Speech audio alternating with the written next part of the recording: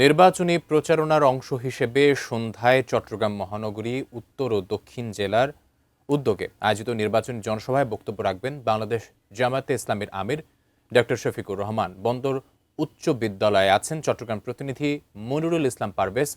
সর্বশেষ খবর জানতে যুক্ত হচ্ছি তার সাথে।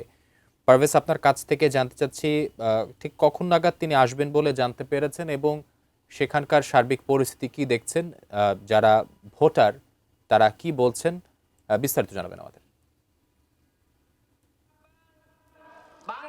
আকাশ, প্রথমে জানিয়ে রাখি আমরা আজকে এখন যেখানে রয়েছি কিছুক্ষণের মধ্যে আমাদের আমির উনি এখানে এসে উপস্থিত হবেন এবং আমরা আপনার মাধ্যমে এখন দেখাচ্ছি এখানকার যারা সমাগম হয়েছে, অর্থাৎ প্রচুর মানুষের সমাগম আমরা দেখতে পেয়েছি এবং উনি কিছুক্ষণ আগে সীতাকুণ্ডে এসে পৌঁছেছেন।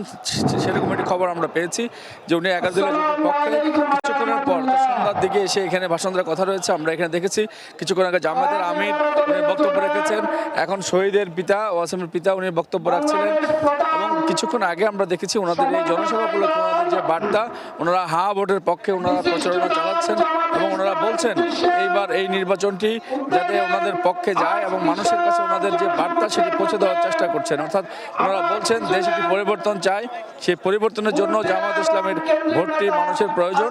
অর্থাৎ তারা দাঁড়িপাল্লার পক্ষে তাদের প্রচারণা চালিয়ে যাচ্ছেন এবং তাদের নির্বাচনী প্রচারণার অংশ হিসেবে আমরা দেখেছি সকালে মহেশখালী কক্সবাজার হয়ে সীতাকুণ্ডতে এসে এখন জামায়াতের আমির পৌঁছেছেন এবং যেটি বলছিলাম যে এটি কিছুক্ষণ পর অর্থাৎ সন্ধ্যা 6টা বা 6:30টার দিকে হয়তো উনি এখানে এসে পৌঁছাবেন, সে ধরনের তথ্য আমাদের কাছে রয়েছে।